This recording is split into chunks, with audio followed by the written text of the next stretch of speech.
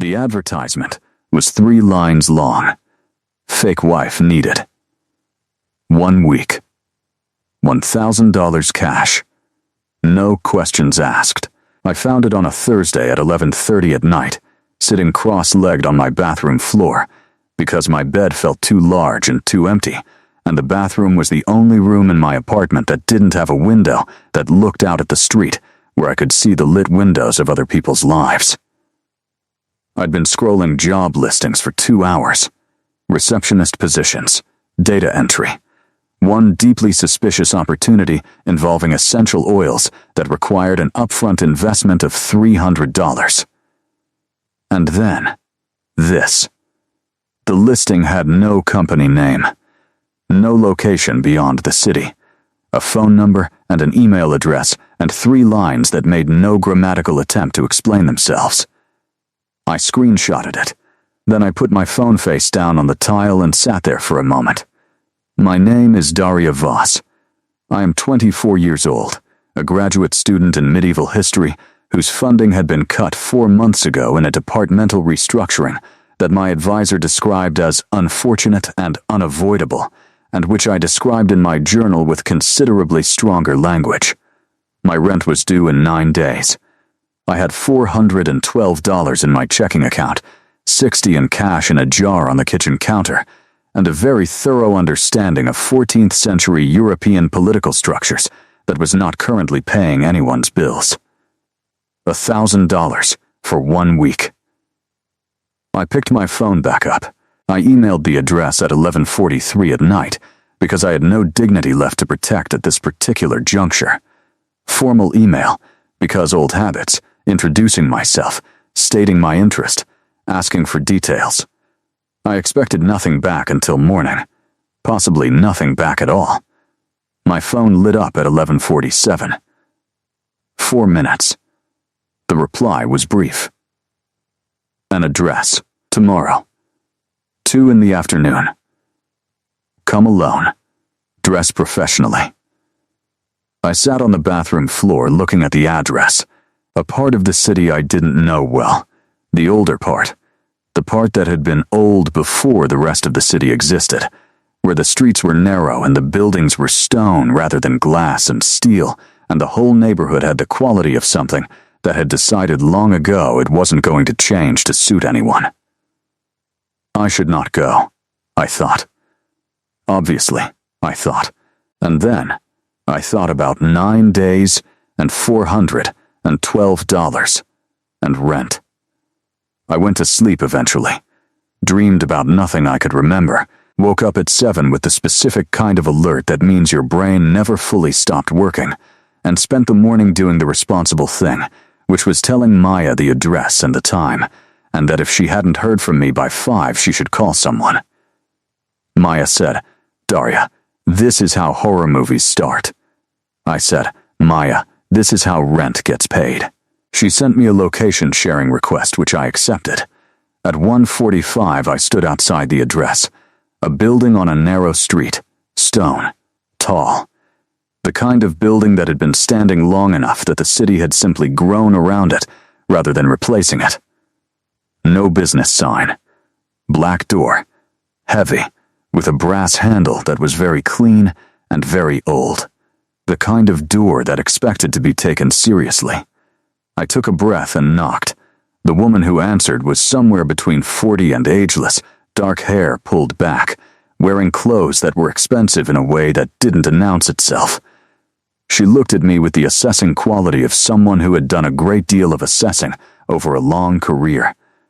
"Daria Voss," she said. Not a question. "Yes, on time." A pause. "Come in."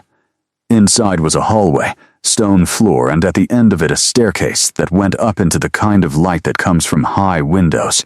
She led me up without speaking, and I followed because at this point I was committed. The room at the top was large and quiet. Bookshelves, a fireplace that was laid but not lit. 2 chairs. A desk. And behind the desk, a man. I noticed several things at once. He was not old. He looked actually like someone in his early 30s. Dark hair. The kind of face that would be called severe if the bone structure were slightly less good.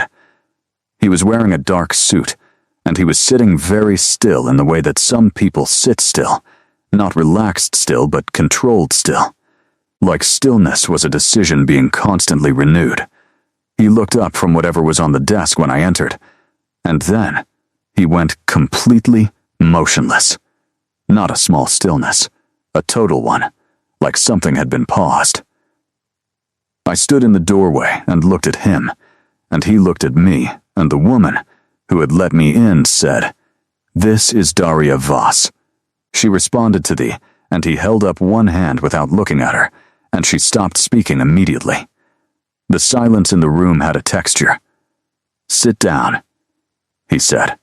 His voice was low and very even. An accent I couldn't quite place, something old European that had been worn smooth by time. I sat. He looked at me for a long moment. Not rudely, more the way you look at something you are trying to verify against a memory. "What do you study?" he said, not what I expected him to open with. "Medieval history. 14th century primarily. Political structures, dynastic succession, the intersection of which region? Central and Eastern Europe, mainly. Hungary, Bohemia, the territories of 1347, he said. My mouth closed. "What do you know about 1347? He said. "The Black Death reached Europe," I said slowly. "Sicily first, then the mainland. Also the year Louis I of Hungary launched his first campaign into Naples following the murder of his brother Andrew. He stood up. He was taller than I'd registered. He came around the desk and stood looking down at me, and his eyes were very dark and very still, and something in them that I could not name was doing something I had never felt a pair of eyes do before. "Who are you?" he said. Quietly, like he was asking himself. "I told you. Daria Voss. I answered your advertisement." "Yes," he said. "You did." A pause. "Why? My rent is due in 9 days. Something crossed his face. Not quite a smile. The ghost of one. That's honest. I find honesty saves time, I said. "What's the position actually for?" He looked at me for another long moment. "That," he said, "is a longer explanation than I can give you in a doorway." He turned. "Elara, get Miss Voss some tea, then leave us." The woman, Elara, nodded once and left without a word. He sat back down. I sat in my chair. The fireplace waited between us. "The position," he said carefully, "requires 1 week of your time. You would accompany me to a series of social events as my wife. You would not be asked to do anything that violates your personal ethics. You will be compensated $1,000 at the end of the week, regardless of outcome." He paused. "And you will need to sign a non-disclosure agreement before I explain the rest." "The rest," I said. "The rest," he confirmed. I looked at him across the fireplace. The controlled stillness, the old European accent, the way he'd gone motionless when I walked in, the way he'd said 1347 like a test. "What's your name?" I said. A pause. "Valerian, just Valerian. For now." Elara came back with tea, set it on the small table beside my chair, and left.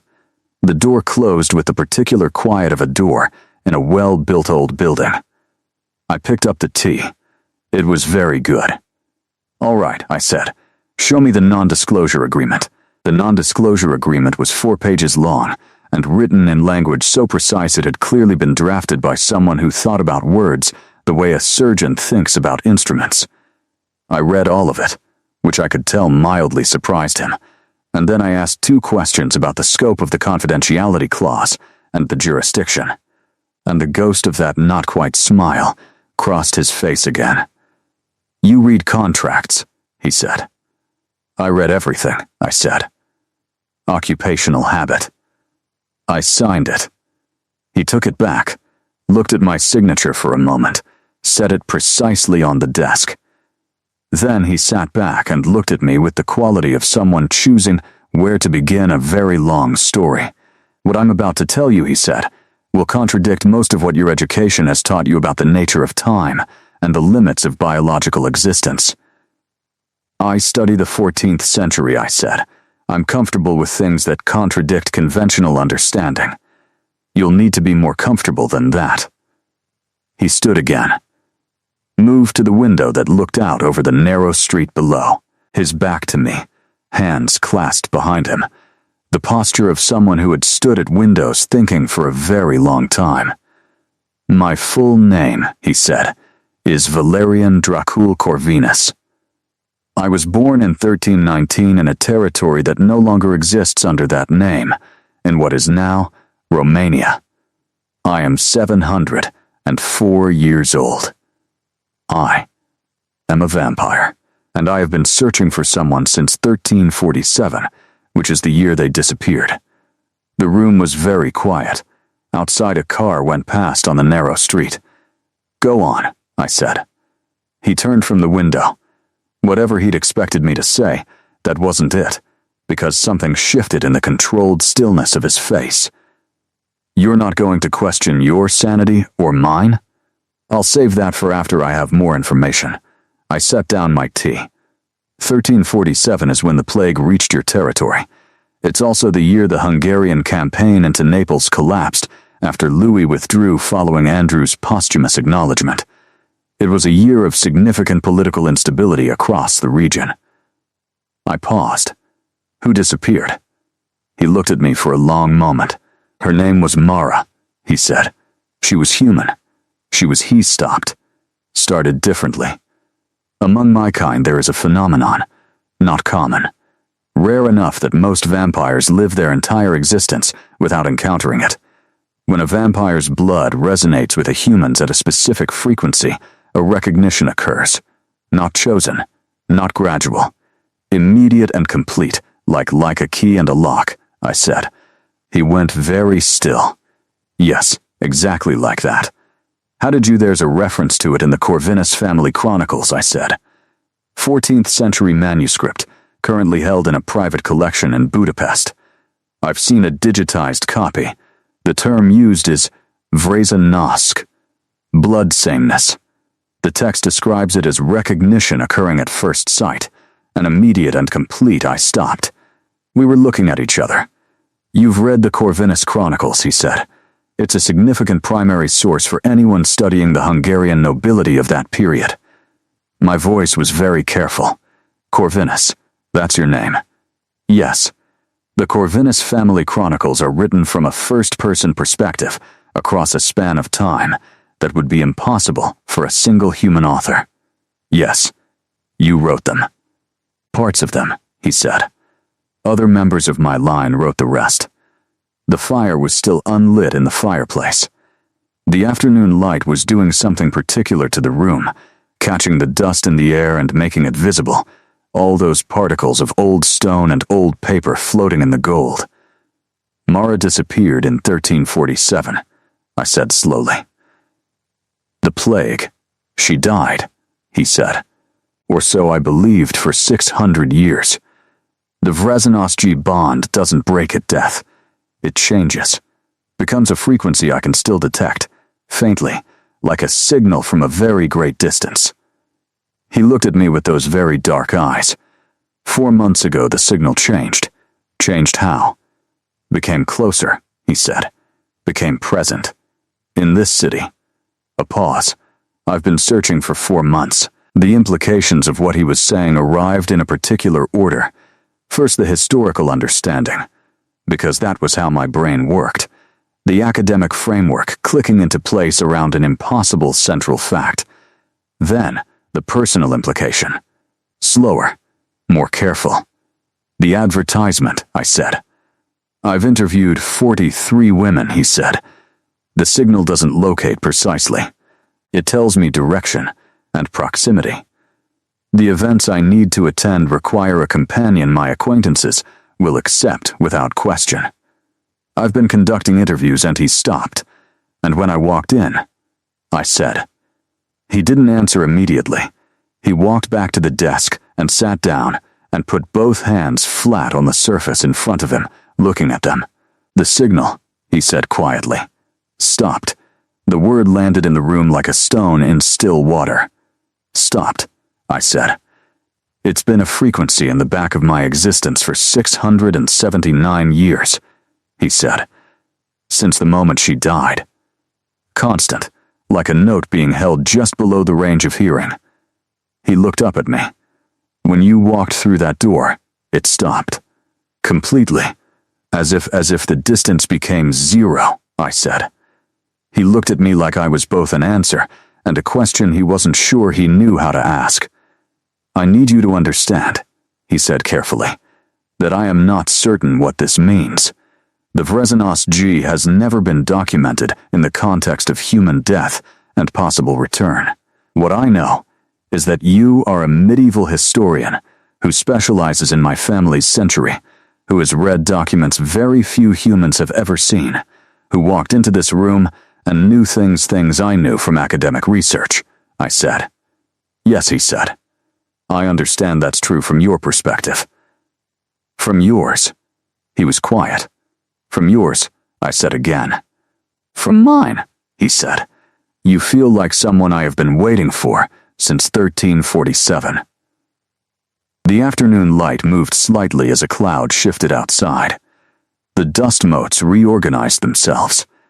I thought about $412 and 9 days and rent.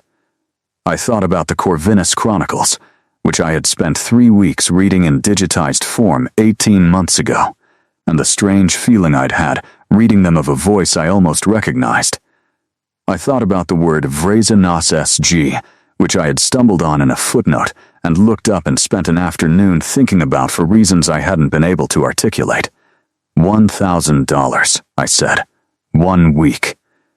Yes, and you'll explain everything. Everything I know, he said.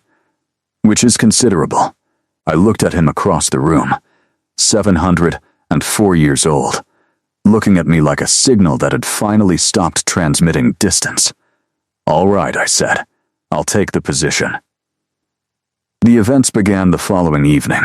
Before that, there was an afternoon of preparation that I was not expecting and which turned out to be somewhat overwhelming. Alara arrived at my apartment at 10 in the morning with a car and 2 garment bags and the specific energy of someone completing a task they find professionally interesting. She was in my living room for 4 minutes before she looked at my wardrobe with an expression of careful neutrality and said, "We'll work with what we have and supplement." What she supplemented with was, apparently, a significant portion of a very good department store. I stood in my living room in 3 different dresses and submitted to Alara's assessment of each with the specific resignation of someone who has decided to commit to a thing and is now committed. "You have good posture," she said, which I gathered was a compliment. "Years of reading in bad chairs. You overcorrect." The ghost of a smile. The first human expression I'd seen from her. He said you were direct. He's talked about me? Since last evening.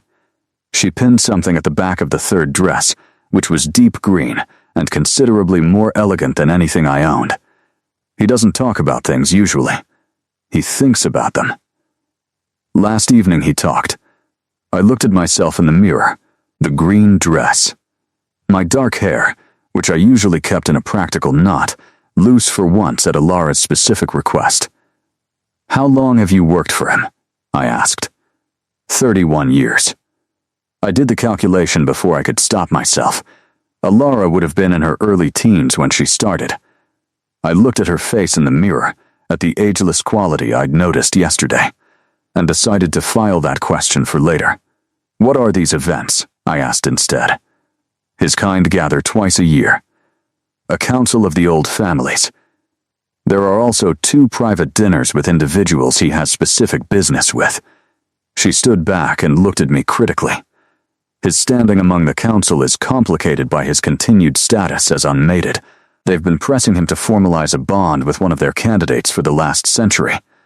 And he doesn't want to. He's been waiting," she said simply. "They find it increasingly unreasonable. So I'm a what? A shield. A reason to defer. That's what he intended the advertisement for, Yes, she handed me a pair of heels. Whether that's still the entirety of the situation is, I think, currently being reconsidered by both parties. I put on the heels and didn't respond to that because I wasn't sure I had a response. He picked me up at 6, not in the black Mercedes I'd half expected, in something darker and newer, and he was wearing a black suit with the kind of fit that suggested it had been made specifically for him, which it probably had. He looked at me when I came out of the building and something moved through his expression that he controlled quickly. "You look," he started. "Elara has strong opinions," I said. I was outvoted on several choices. Elara is usually right. We got into the car. His driver, a young man who Valerian introduced as Stefan, and who nodded at me with the specific respect of someone who had been told to show it, pulled into the evening traffic. "Tell me what to expect," I said. "Old vampires at a formal dinner," he said. "Some of them will be curious about you. Some suspicious. Some will be testing you, asking questions designed to find inconsistencies in our story." "What is our story?" "We met 6 months ago. You're a historian. I've been known to have an interest in medievalists. It won't surprise anyone. We've been private about the relationship, which also won't surprise anyone. I'm known for privacy. We've decided to formalize the association. Formalize meaning marriage. Among my kind, the term is different, but the human equivalent is marriage. Yes," he looked out the window. "You'll need to wear this." He produced a ring from his jacket pocket and held it out. Dark stone, old setting. The kind of ring that had been made by hand by someone who knew what they were doing. I took it and looked at it. "This is genuinely old," I said. 15th century. My family." I put it on. It fit. I didn't remark on that. "Questions I should know the answers to," I said. "What's your cover among humans?" "Private investment. Old European family money. I have human documentation that has been maintained for generations. Where do we say we met?" "A conference. You presented a paper on the Corvinus Chronicles at a symposium in Vienna 8 months ago." I went still. "I did present a paper on the Corvinus Chronicles in Vienna 8 months ago." He looked at me. "I wasn't at the conference," he said carefully. "But I was aware of the paper." "You read my paper." "I read everything written about my family's history," he said. "It's a reasonable precaution." I looked at the ring on my finger. 15th century. His family. The paper argued that the authorial voice in the chronicles showed impossible continuity, I said slowly, that no succession of scribes could account for the stylistic consistency. My advisor thought it was an interesting theoretical argument. I thought it was a factual observation. "It was a factual observation," he said. "You read a paper that was essentially arguing you were real and then posted an advertisement. That is a simplified but accurate summary." The car moved through the evening city, and I sat with the 15th century ring on my finger and thought about 8 months ago in Vienna, standing at a podium arguing that the voice in a 600-year-old chronicle was impossible and feeling. Under the academic framework, something personal that I hadn't been able to name. "Was Mara a historian?" I asked. He was quiet for a long moment. "She was someone who asked questions," he said finally. "In a time when women who asked questions were viewed with significant suspicion.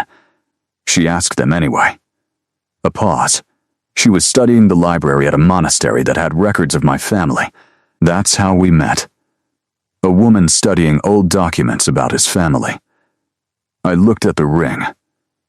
"I'm not her," I said carefully. "I want to be clear about that. Whatever I am or am not, I'm not a reincarnation or a replacement, or I know," he said. "I know that." He looked at me with those dark eyes. "I've had 600 years to understand the difference between a person and a frequency. Whatever is happening, I'm not mistaking you for someone else." He paused. "You're entirely yourself. That's rather the point." The car stopped. We had arrived. I took a breath. looked at the building outside the window, another old stone face, lit from below, the kind of place that kept its age without apology. "Ready?" he said. I thought about $412, about 9 days, about a paper I'd written in Vienna, about a voice I'd felt I almost recognized. "Yes," I said. He got out and came around and opened my door, which I gathered was part of the performance, and offered his hand, which I took, and the ring sat on my finger between our palms as we walked toward the lit doorway together. The room inside was full of people who were not people. I knew this within 30 seconds, not from anything dramatic or obvious. From the quality of their stillness, which was the same controlled decision I'd noticed in Valerian, but multiplied across 40 or 50 individuals, arranged in the formal configuration of a significant social event. The women in gowns, the men in suits, the candlelight doing its work on faces that were all, in their various ways, somewhat too symmetrical, somewhat too composed, and the way they looked at me when we entered. Not hostility. Assessment. The particular quality of assessment you get from people who are deciding what category you belong in, and therefore how you should be handled. Valerian kept my hand in his, and moved through the room with the ease of someone who had attended a great many such events, and found them more tedious than threatening. He introduced me 3 times in the first 10 minutes, each time with the same controlled neutrality, and each time the person we were introduced to looked at me with some variation of the same calculation. The third introduction was a woman.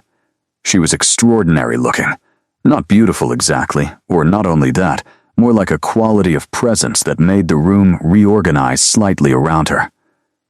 White blonde hair, eyes that were pale green and very sharp, wearing a gown the color of old blood that on anyone else would have been theatrical, and on her was simply accurate. "Valerian," she said. Her voice had a layered quality, like sound traveling through water. "It's been some time." "Seraphine." He said her name with a courtesy that was precise and without warmth. "My companion." "Daria Voss." Seraphine turned those pale green eyes to me. I looked back at her directly because I had a policy about direct eye contact in situations designed to establish hierarchy. "A historian," she said. Valerian always did have a particular interest in those who dig up the past. A pause. "How much of it has he shown you?" "Enough to be interested in seeing more," I said. Something moved in her face. "A reassessment. You're not afraid. I'm a medievalist. I spend my life with things most people find frightening. Dead things," she said. "History," I said. "Which is alive if you know how to read it." Valerian's hand tightened fractionally on mine. Seraphine studied me for another moment and then did something I hadn't expected. She smiled. A real one, brief and sharp.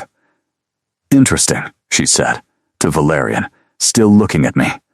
"Where did you find her?" "She found me," he said. We moved on. "Seraphine," I said quietly as we moved toward the other side of the room, head of one of the oldest families. She's been advocating most loudly for me to formalize a bond with one of her preferred candidates for the past 50 years. She seems like someone who gets what she advocates for. "Usually," he said. "She found you interesting. That's more useful than her finding you threatening." A man materialized at Valerian's elbow. Not young, not old, the ageless quality more pronounced than most in the room, with the specific look of someone who had chosen to be underestimated and found it useful. "Aldrich," Valerian said. "Val," the man looked at me with eyes that were doing considerably more than they appeared to be doing. "So it's true. You finally," he paused. Something crossed his face. A flicker of something that was not entirely social. "Daria Voss," he said slowly. "Medieval historian. Yes, specializing in the 14th century. Primarily," he looked at Valerian. A long look loaded with something I didn't have the context to fully read. "We should talk," he said quietly. "Later," Valerian said. "Before the end of the evening," Aldrich said. "Not a suggestion." We moved through the rest of the cocktail hour and into dinner. I was placed beside Valerian at a long table and across from an older vampire who introduced himself as Marcus and proceeded to ask me questions about my research with the genuine enthusiasm of someone who had been alive long enough to find almost everything boring and was delighted to find an exception. We talked for 40 minutes about the secondary sources on the Hungarian succession crisis of the 1340s. He corrected 3 of my assumptions with the confidence of an eyewitness, which I realized partway through was exactly what he was. I corrected his recollection of a specific date with a primary source reference, and he looked at me with something close to delight. "She argues back," he said to Valerian, who was listening with an expression I was beginning to learn. Quiet attention. The look he had when something was happening that he found significant. "She argues with primary sources," Valerian said. "Which is worse?" "Better," Marcus said firmly. "Considerably better." He refilled my wine glass with the ease of someone who had been handling social occasions for centuries. "You should bring her to the archive." "What archive?" I said. Marcus looked at Valerian. "You haven't told her about the archive. We've had limited time." "There's an archive," I said. "There is an archive," Marcus confirmed. "The collected primary documents of the old families going back well, further than your field covers, but certainly including everything from your particular century of interest." He smiled at me. "Documents that have never been digitized, some that have never been seen by human eyes in 500 years. I looked at Valerian. "You have an archive," I said. "Yes, of primary sources. Yes, for my exact period of study, and considerably beyond it, but yes." I picked up my wine glass. Put it down. Picked it up again. "The $1,000 is starting to seem like it was underselling the position," I said. Marcus laughed. A real one, surprised out of him. Around us several heads turned at the sound, because it was apparently unusual enough to register. Valerian looked at me with the thing in his face that was becoming familiar, the controlled stillness with something underneath it that was not controlled at all. After dinner, while the room reorganized into smaller conversations, Aldrich appeared at Valerian's shoulder again, with the same quiet insistence, and the 2 of them moved to a corner of the room and spoke in low voices. I stood with Marcus, who was telling me about a particular battle of 1342 he'd been adjacent to, and I listened and watched Valerian and Aldrich across the room. Aldrich was doing most of the talking. Valerian was very still. At one point, Valerian looked across the room directly at me. The look lasted 2 seconds. Then he looked back at Aldrich. I turned back to Marcus. "What do you know about the Vrazen G?" I asked. He went quiet mid-sentence, looked at me carefully. "What do you know about it?" "I read the Corvinus Chronicles," I said. "There's a reference in the 3rd volume. Blood sameness. Recognition at first sight." "Yes," he said slowly.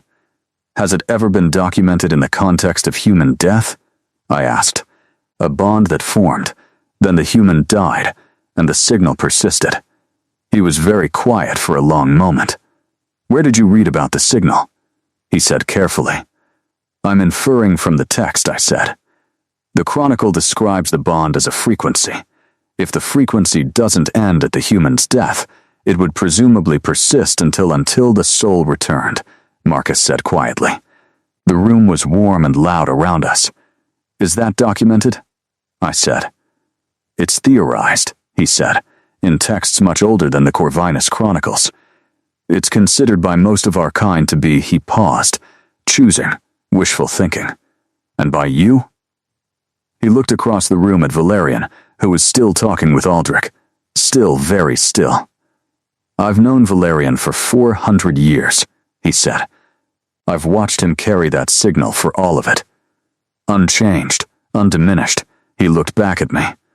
I'm finding it less theoretical this evening than I did this morning." Aldrich pulled me aside on the way out.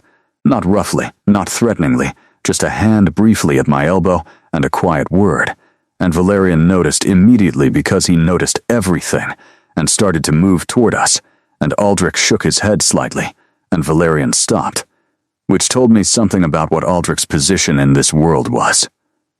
"Walk with me a moment," Aldrich said. We stepped into a side corridor, stone walls, a single lamp, the sounds of the departing gathering muffled behind us. Aldrich looked at me with those eyes that were doing more than they appeared to be doing. "How much has he told you?" he said. "Some," I said. "Enough, the Vrazenas G." "Yes, and you believe him?" "I believe the primary sources," I said, "which corroborate what he's told me. I'm withholding full conclusions pending further evidence." He almost smiled. "You're very precise. I'm a historian. Precision is protective. In your field," he said. "In this one it can be limiting." He looked at the wall for a moment, the old stone, the particular texture of something built to last. "I was there in 1347. When Mara died, everything went still inside me." "The plague?" I said. "Yes, she was human. She'd been in contact with the infected without knowing it. It moved quickly." He kept his eyes on the wall.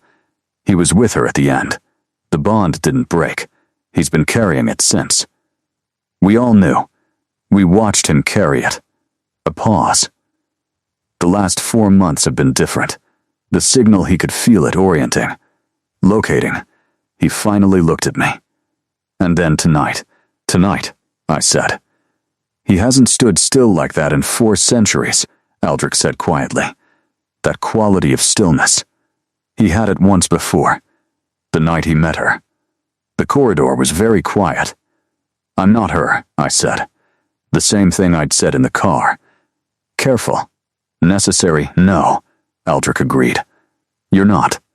The doctrine of return doesn't hold that the person comes back identical. The soul comes back as itself, shaped by a different life." He looked at me steadily. "But the frequency is the frequency. The lock knows the key, regardless of what the key looks like." I thought about the Corvinus Chronicles, the 3 weeks I'd spent reading them 18 months ago, the feeling of a voice I almost recognized, the footnote about Vrazenas SG that I'd spent an afternoon thinking about for reasons that hadn't been academic. "What are you telling me?" I said. "I'm telling you," he said carefully, "that he has been alone for 679 years. I'm telling you that the situation you've entered for financial reasons may be considerably more significant than the advertisement suggested." A pause. "And I'm telling you that whatever you decide to do with that information, you should decide it with full knowledge rather than partial." He straightened. "He won't push. It's not in him to push. He'll give you every exit and explain nothing and let you go if that's what you want. Is that admirable or frustrating?" I said. "Both," said Aldrich. "Considerably both." He walked back toward the main room, and I stood in the corridor for a moment, with the stone walls and the single lamp and the weight of what 679 years actually meant. Then, I walked back. Valerian was waiting near the door, coat on, Stefan visible through the glass outside. He looked at me when I came back into the room, and the question in his face was very quiet and very present. "Ready?" he said. "Yes," I said. In the car going back, the city moved past the windows, and neither of us spoke for a while. Not uncomfortable silence, the kind of silence that has a great deal in it already. "Aldrich told you something," Valerian said. "Several things. Are you all right?" The question was simple and direct, and somehow the most unexpectedly human thing he'd said to me. I thought about it properly before answering. "I'm processing," I said. "I'm a historian. I process by placing things in context and examining them from multiple angles and occasionally arguing with primary sources until I arrive at a defensible conclusion." "And what context are you placing this in?" "A long one," I said. "Longer than most of my field covers." He looked out his window. The archive, I said. When can I see it? He turned back. Something in his face shifted. Tomorrow, if you want. I want, I said. It's extensive. Primary sources for 8 centuries. Some of them are fragile. I have experience with fragile primary sources. Some of them are in languages that are no longer spoken.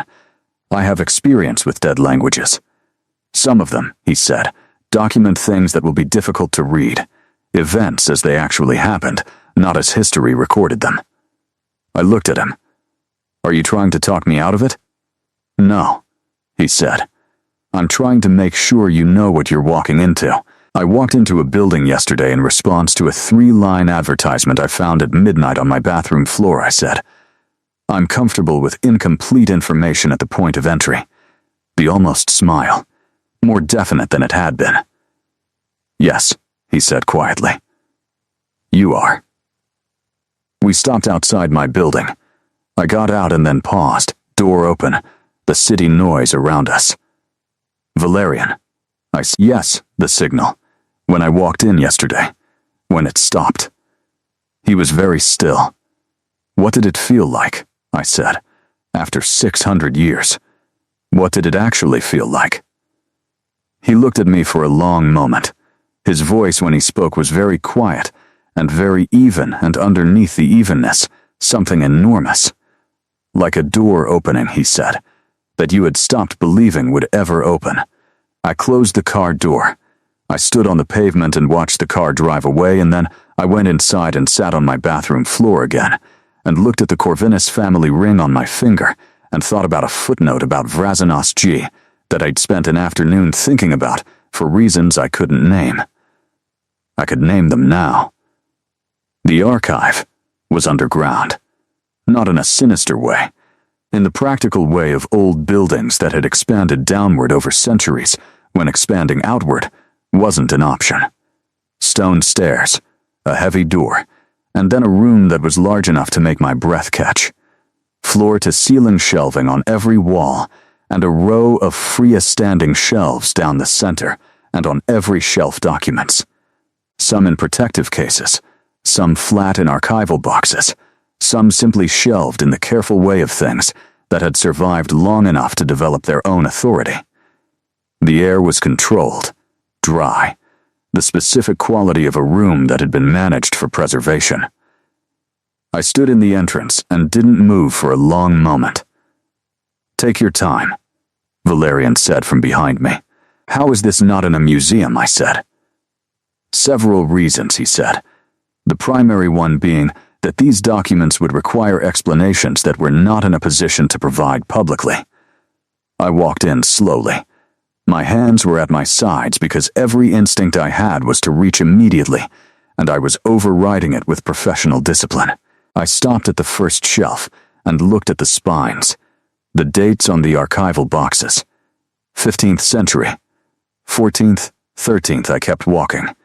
12th, 11th, I stopped. How far back? I said. The oldest are in a separate case at the far end, he said.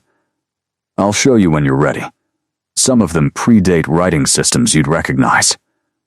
I turned to look at him. He was standing near the entrance with his arms at his sides and the look of someone watching something they'd been waiting to see. You've been keeping this, I said. My family has. For centuries, I've been keeping it for the last 3. Alone? Elara helps with the cataloging. She has a gift for organization. He came further into the room, but the collection itself, the decisions about what to acquire and preserve, the maintenance of continuity, yes. Alone, I turned back to the shelves, found the section I was looking for, the 1340s, and stood in front of it. Can I? I said. Yes, the white gloves are on the table. I put on the gloves and carefully opened the first archival box.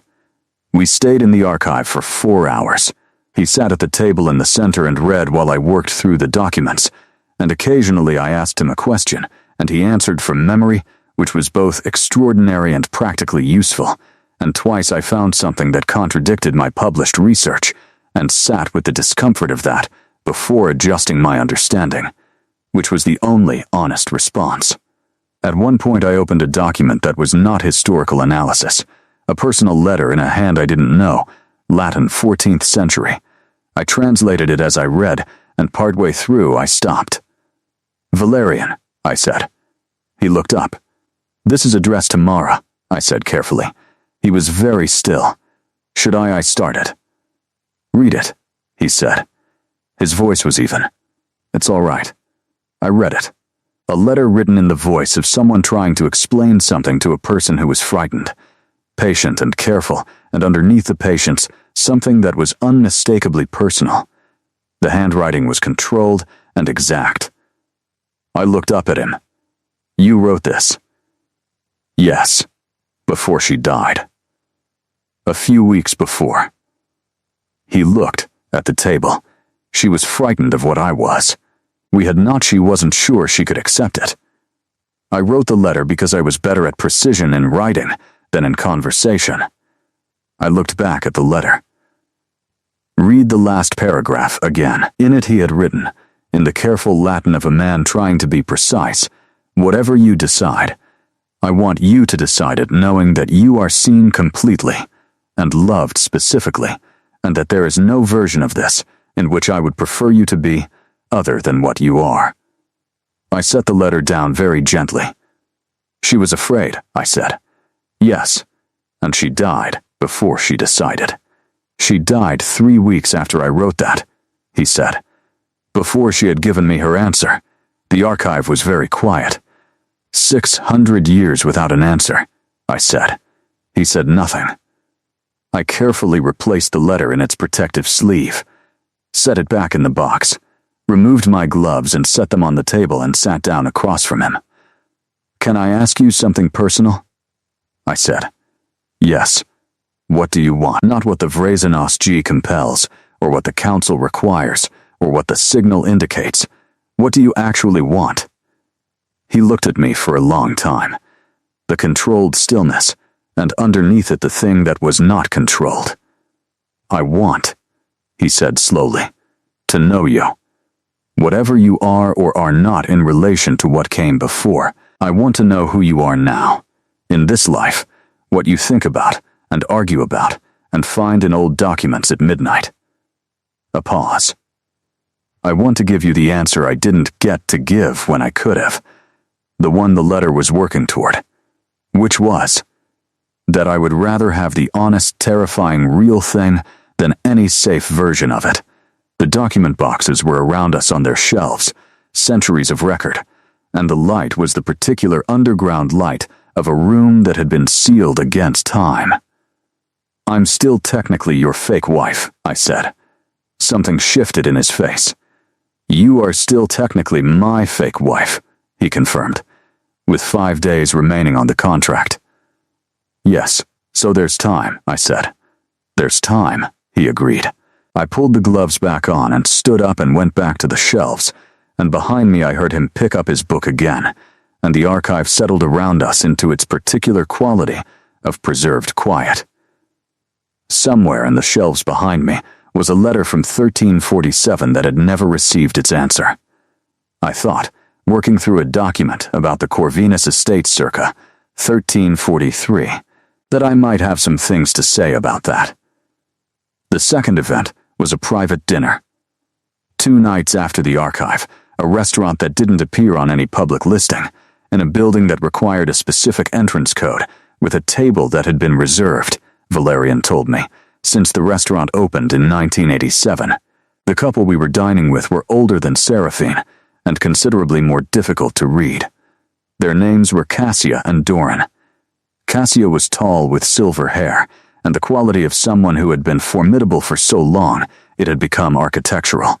Doran was slight and quiet and said almost nothing, but every time he did speak, both Cassia and Valerian listened in a way that told me his silence was a choice and not a limitation. They were studying me. Not rudely. "Thoroughly you study our history," Cassia said midway through the first course. "Parts of it," I said. "The parts that made it into human record." "Which is presumably a fraction." "A very small fraction," she agreed. "Most of what actually happened was managed, before it could be recorded." That's frustrating from a historical standpoint. I imagine it is. She picked up her wine glass, looked at it, rather than at me. Valerian tells us you've been in the archive. Yesterday, and this morning. And I'd like to spend the rest of my life in it, I said, which is not a useful answer professionally, but is an honest one. Doran looked at Valerian and said something in a language I didn't recognize. Valerian answered in the same language. Doran nodded once and went back to his food. What language was that? I asked Valerian quietly. Something old, he said. Not used publicly anymore. What did he say? A brief pause. He said, you answer questions like someone who isn't afraid of the answers. Is that good? He meant it as a compliment, Valerian said. Doran doesn't give many of those. Cassia leaned forward slightly. I want to ask you something directly. Not as a test, as a genuine question. All right, I said. What do you make of what you've been told? About what Valerian is? About what you may or may not be in relation to his history? I put my fork down, thought about it properly. I'm a historian, I said. My instinct with any primary source is to treat it as data, to cross-reference it, look for corroboration, examine it against what I already know. I paused. Every claim Valerian has made about himself is corroborated by documents I'd already examined before I met him. The chronicles, the estate records, the pattern of authorial continuity across 6 centuries that I wrote a paper about 18 months ago. Another pause. The Vrezanos G is documented. The persistence of the bond beyond human death is theorized in sources predating the Corvinus Chronicles by several centuries. And personally, Cassia said, not academically. I looked at the table for a moment. I found an advertisement at midnight when I was frightened about rent, I said. I went to a building I'd never been to and met a man I'd never met. And I sat across a desk from him, and he said 1347, and something in me I stopped. Started again. Something recognized the word, not as a year, as a context, like a room I'd been in before and couldn't quite remember. The table was quiet. That's not academic, I said. I don't know what it is. But it's not academic. Cassia looked at Valerian, another of those loaded looks that I was becoming better at reading. This one said something that was close to finally. The dinner continued. Doran spoke 3 more times, each time briefly, each time with the quality of someone spending words carefully. The 3rd time was when we were finishing, and it was directed at me and was in a language I understood. Latin, he said. The bond recognizes what the mind takes longer to name. Be patient with yourself. I replied in Latin without thinking. I'm a medievalist. I have a great deal of practice being patient with things that take a long time to become clear. He smiled. The first smile I'd seen from him, small and genuine, and lighting his face briefly into something warm. Then it was gone, and he was back to quiet. Outside afterward, waiting for Stefan with the night city around us, Valerian said, You speak Latin. Working knowledge. Reading is stronger than speaking. You answered Doran in Latin without hesitating. He spoke to me in Latin. It seemed polite to respond in kind. He looked at me with the familiar expression, the controlled stillness, and underneath it, the thing that was not controlled. Mara spoke Latin, he said. She learned it from the monastery records. She was one of very few women in her position who could. I thought about a woman in 1347 learning Latin from monastery documents, the specific determination of someone who wanted to understand old things and found a way to access them against the convention of her time. I learned it at 14, I said. My school didn't offer it. I found a book. He looked at me for a long moment. There's something I want to show you, he said. Not tonight. Tomorrow, if you're willing. What is it? Something I've kept for 600 years. A pause. The last thing she gave me. Stefan pulled up. We got into the car and the city moved around us, and I thought about a monastery library, and a woman learning Latin, and a letter that had been written in 1347 and never answered. "Tomorrow," I said. "Tomorrow," he confirmed.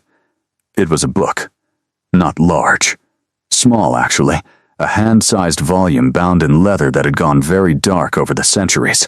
The pages inside vellum, covered in a hand that was careful and slightly uneven, as if the writer had been learning as they went. Latin throughout, with occasional words in a vernacular I placed as a Hungarian dialect of the period. He set it on the archive table in front of me and stood back. I put on my gloves and opened it very carefully. It was a commonplace book, the medieval practice of copying out passages from other texts, organizing them by theme or interest. This one had scripture and natural philosophy and poetry, and practical observations about plants and their uses, and, interspersed through all of it, in the same hand, occasional personal entries.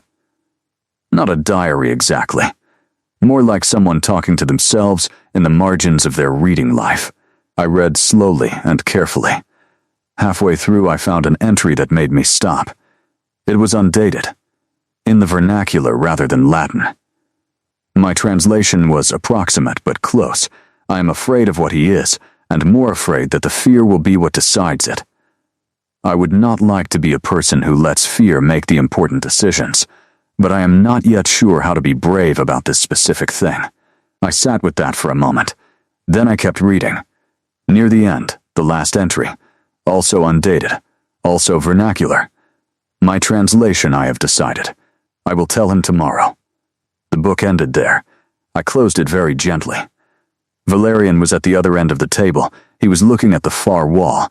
She was going to say yes, I said. I believed so, he said.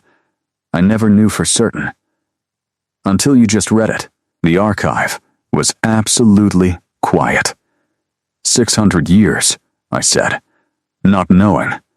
Yes, I took the gloves off, set them on the table. I looked at the book in its protective cover, and I thought about a woman in 1347 who was frightened and honest about her fear, and was working towards something brave, and died 3 weeks before she got there. She sounds like someone I would have liked, I said. Yes, he said quietly. I think so too. I looked at him across the table, 704 years old, carrying a signal and an unanswered letter and a book he'd kept for 6 centuries. His face in the archive light, that quality of patience that had stopped being a virtue and become simply a way of being. Valerian, I said. Yes, the contract ends in 3 days. Yes, I'm going to say something and I want you to not respond immediately. I want you to let it sit, and then respond when you've actually thought about it. He looked at me, nodded once. I don't know what I am in relation to your history, I said. I don't know if the Vraizenasis G is operating the way you think it is, or if what you're sensing is something more complicated, or less metaphysically significant. I can't know that from this side of it. I paused. What I know is that I have spent 18 months reading about your family and feeling something I couldn't name. I know that when I walked into your office, the word 1347 landed in my chest like something I'd been waiting to hear. I know that I've spent 2 days in your archive and felt more like myself than I have in years. I looked at the little book on the table, and I know that she was going to say yes. He was very still. I'm not her, I said. But I think the answer she was going to give is also mine. I looked up at him. I'm not saying that because of the signal or the Vraizenas G or the theory of return. I'm saying it because I've examined the evidence from multiple angles and argued with the primary sources and arrived at a defensible conclusion. He said nothing for a long moment. Then he said, very quietly, "What's the conclusion?" That the honest, terrifying, real thing, I said, using his words back at him, is worth more than any safe version of it. The archive held us in its particular silence. The contract ends in 3 days, he said finally. Yes, I'd like to renegotiate the terms. I'm listening. Same position, he said. Different duration, a pause, and different compensation. The $1,000 stands. But also he looked at the shelves around us. Unrestricted access to the archive. Academic partnership on whatever research the documents support. And he stopped. And? I said. Time, he said. To let you decide everything else at whatever pace is honest. Not rushed by contracts or events, or 600 years of waiting? Yes, he said. Or that. I looked at the small dark book on the table, then at him. I accept the renegotiated terms, I said. Something happened in his face that I had not seen before. Not the almost smile, or the controlled stillness, or the thing underneath. Something that was simply open. Unguarded. The face of someone who had been holding something for a very long time, and had finally, carefully put it down. There's a condition, I said. Yes? You teach me the language Doran spoke at dinner, I said. The old one. He looked at me. That will take years. I have a feeling, I said, that time is not going to be a problem. The last 2 events happened on consecutive nights. The third was another council gathering, smaller, a dinner at the house that Seraphine kept on the north edge of the city. And this time I went in differently than the first. Not more confident exactly, more settled. The week had done something to my relationship with the world I'd walked into, not made it normal. Nothing about it was normal, but made it legible. I was reading it the way I read old documents, contextually, with attention to what was said and what wasn't. Seraphine greeted us at the door herself, which Valerian told me quietly was not her usual practice. Daria Voss, she said, and her pale green eyes were doing their assessment again, but something in the calibration had shifted. You look different than you did 3 nights ago. Same person, I said. Are you sure?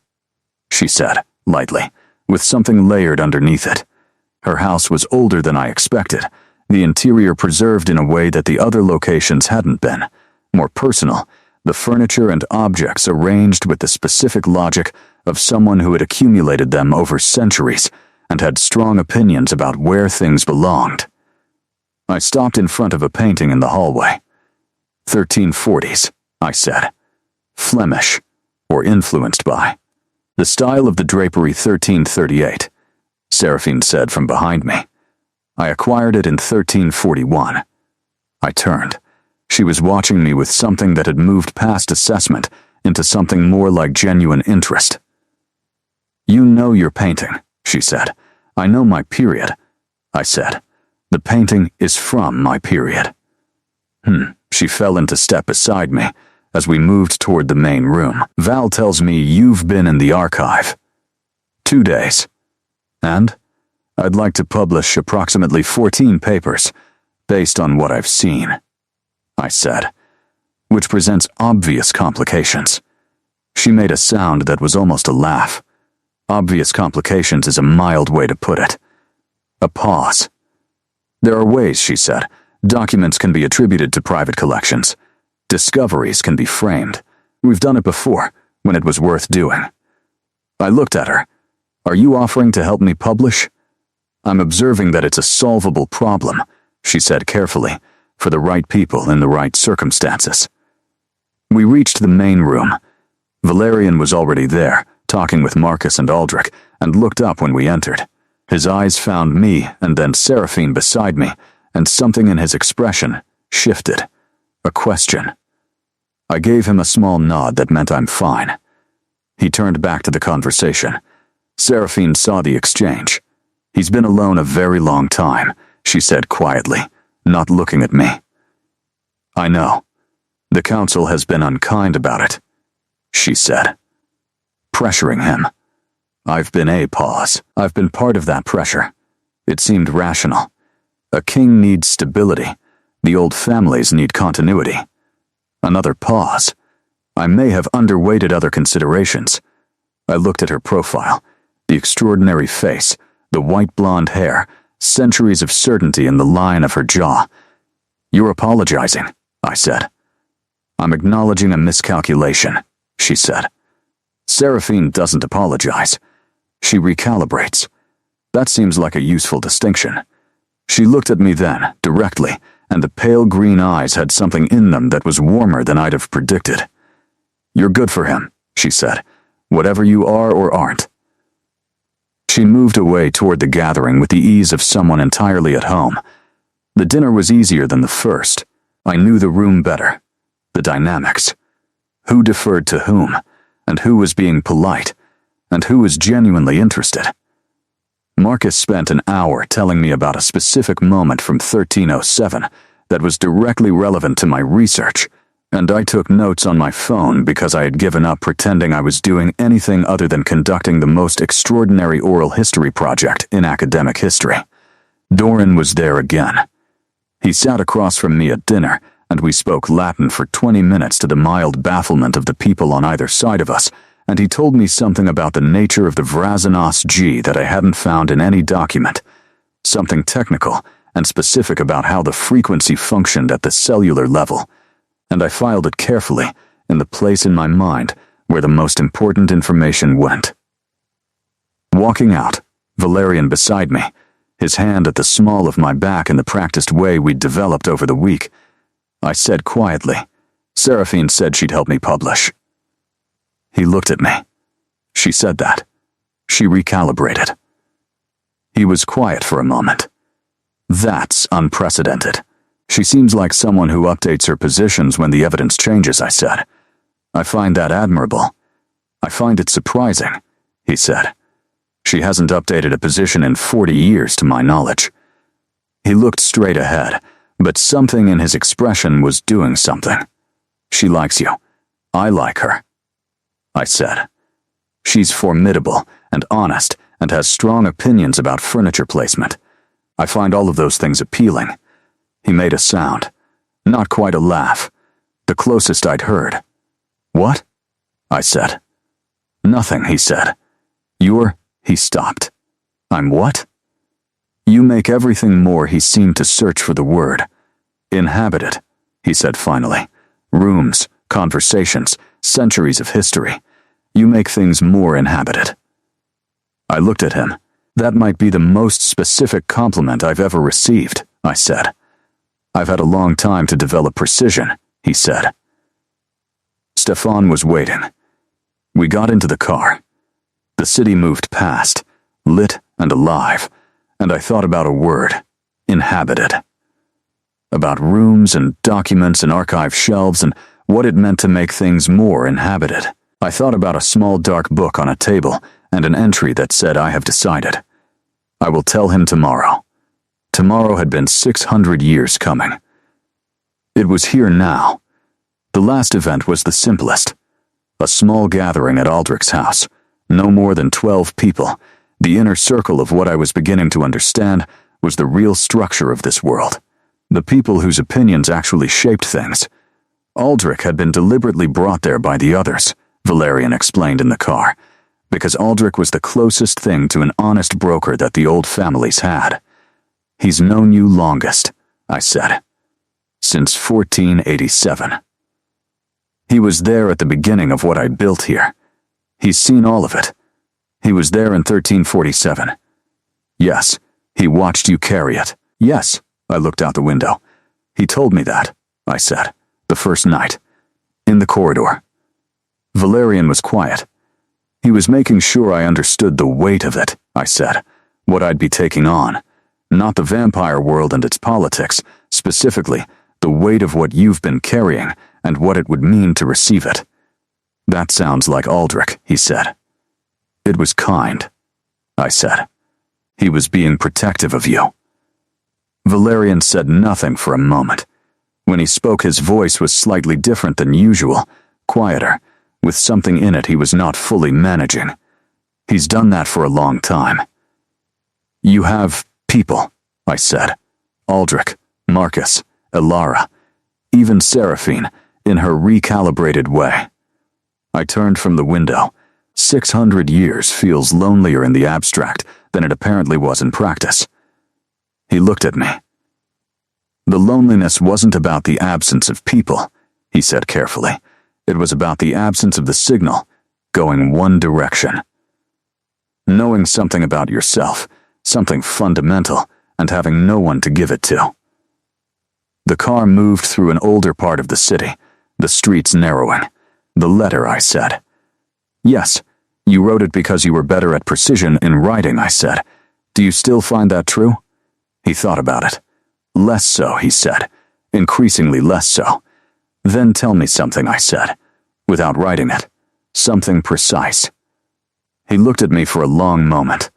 The dark eyes, the controlled stillness, and underneath it the thing that was entirely uncontrolled. When you walked into my office, he said. And the signal stopped. It wasn't relief. That's the word people would use, but it's not accurate. He paused. It was recognition. The specific feeling of recognizing something you didn't know you'd been looking for until you see it. What did you recognize? I said. That the frequency had always been oriented towards something real, he said. That the weighting hadn't been mistaken. That it had been correct. Another pause. And that whoever you were, whatever the relationship between your soul and the signal, you were entirely yourself, and that was he stopped. Was what? I said softly. More than I'd calculated for, he said. I'd been thinking in terms of recognition. A return. Something familiar. And then you sat across my desk and argued about jurisdictional clauses in the non-disclosure agreement, and I thought, this isn't a return. This is something new. Something new, I said. Yes, his voice very quiet. After 700 years. Something new. The car stopped. We sat outside Aldrich's house for a moment, neither of us moved. Tomorrow, the contract ends, I said. Yes, and the renegotiated terms begin. If you still want them. I still want them, I said. I want the archive and the academic partnership and the time. I looked at him. I also want the other things that weren't in the contract. What other things? The language Doran speaks, I said. More evenings at the wooden table. Someone to argue with about primary sources who was actually there. A pause. And whatever comes after all of that. At whatever pace is honest. He looked at me with the open, unguarded thing I'd first seen in the archive. Those terms, he said, are acceptable. I took his hand. Cool, as always, the specific temperature of him that I was becoming accustomed to. His fingers closed around mine.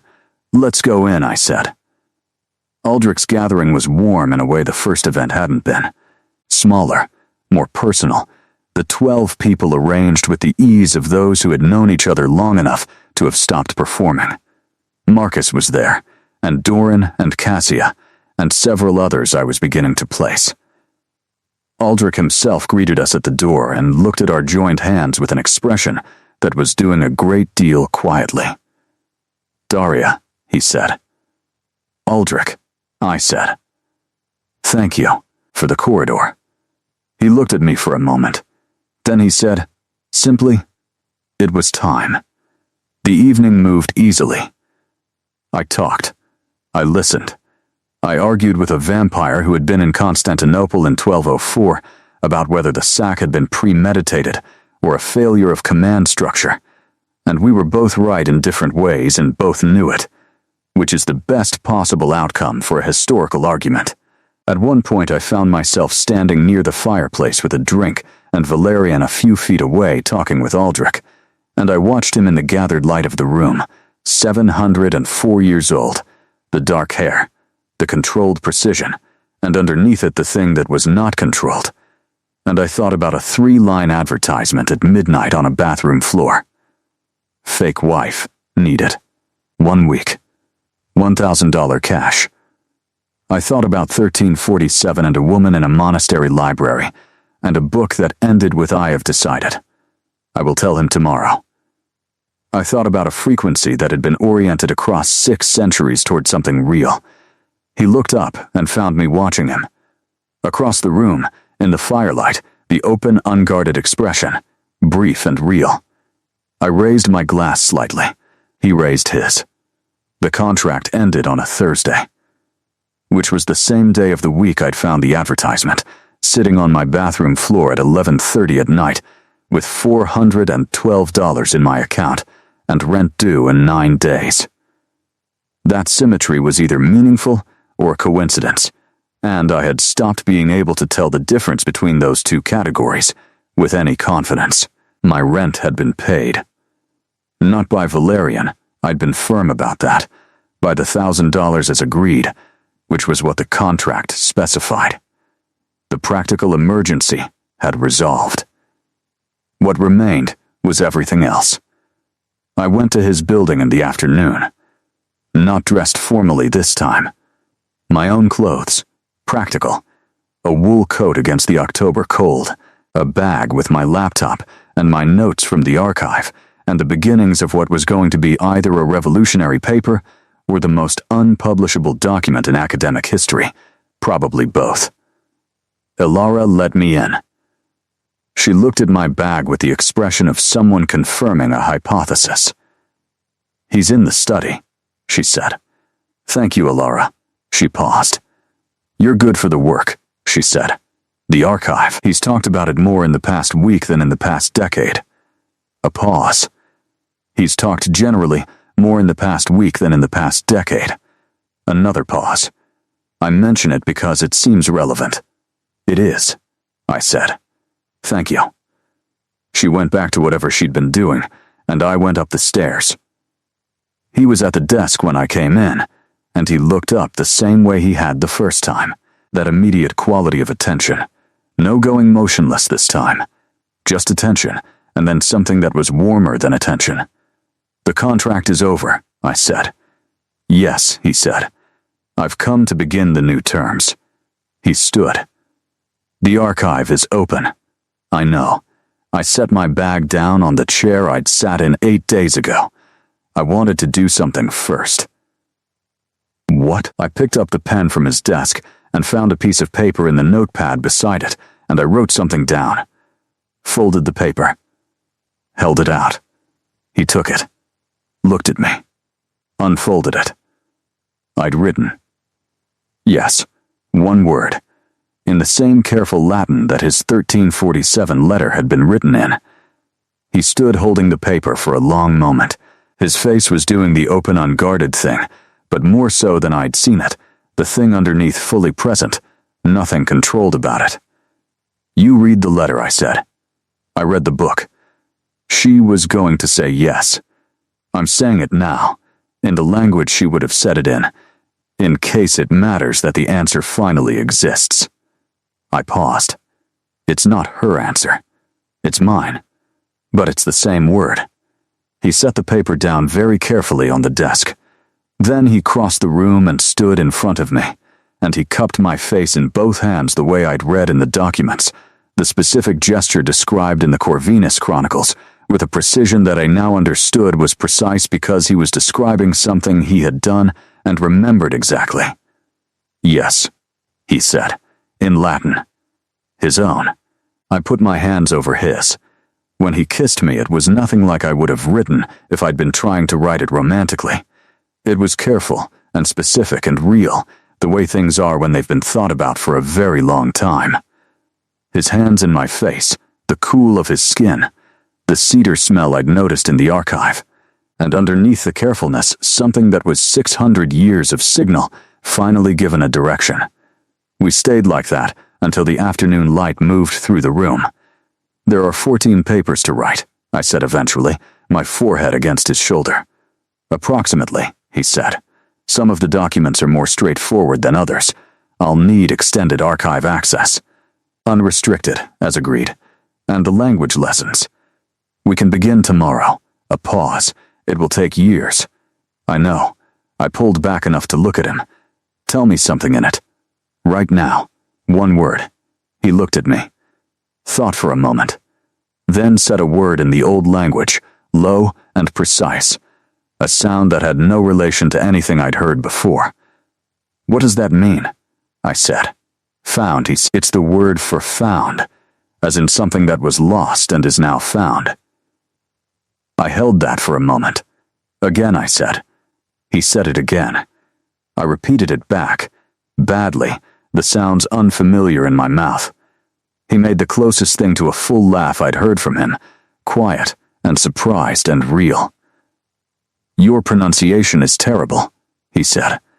"I'm a medievalist," I said. "Give me 3 weeks with the primary sources and I'll be better than you." That, he said, I would genuinely like to see. We went down to the archive. I put on my gloves and opened the next box on the shelf where I'd left off, and he sat at the table and watched me work with the quality of someone watching something they find genuinely, completely good. Not beautiful in a performed way. Good. The specific goodness of a right thing in a right place. I worked through 2 documents before I said, without looking up, the signal. Now that it's stopped, what's there instead? He was quiet for a moment. "Presence," he said. "It's replaced by presence." I looked up at him across the archive table. "Good," I said. I went back to the document. The archive held us in its preserved quiet, and outside the city went about its business, and above us centuries of records sat in their careful order on their shelves, and the afternoon moved into evening without either of us marking the transition. 6 months later. My apartment had a second set of keys on its hook, which I'd put there myself, next to mine. The building super had raised an eyebrow when I'd requested a copy cut, and I'd explained I had a partner who visited frequently, and he'd nodded with the uncomplicated acceptance of someone who had heard stranger things. My academic life had reorganized itself around a new reality. I was writing. Not the 14 papers simultaneously. I wasn't that unhinged, but 3 in active development with a 4th outlined. Each one was drawing on sources that Seraphine had helped me attribute to a private collection that was technically accurate. Each one was being reviewed by the most extraordinary panel of peer reviewers in academic history, 6 of whom had been present for the events they were reviewing. Marcus had taken to sending me notes in Latin when he had a correction to make. Doran had sent one message, also in Latin, which said, "Your pronunciation is improving." I'd taken a screenshot. My advisor, who had been cautious about my research directions for 2 years, had called after seeing the first paper in draft form and said, with the specific restraint of an academic trying not to be demonstrably excited, that it was the most significant archival discovery he'd seen in 30 years. I'd thanked him and not mentioned that my primary source for 3 of the central claims had been sitting across from me at dinner. Elara had reorganized a section of the archive specifically for my active research, a worktable with better lighting and a reference system that reflected my organizational logic rather than the one that had developed over centuries. She had presented this to me one morning without fanfare, and I had thanked her with a sincerity that seemed to briefly discompose her. "Your family," she said, briskly, and went back to cataloging.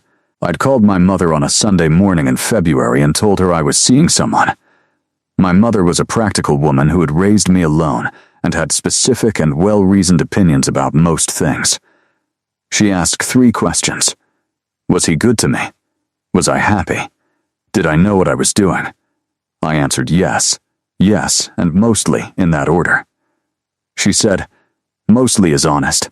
I'll accept mostly." I hadn't told her everything. I would, eventually. My mother was more flexible than she appeared, and had always been better than I expected, with information that required updating her model of reality. But there was a sequence to these things, and we were in the early sections of it.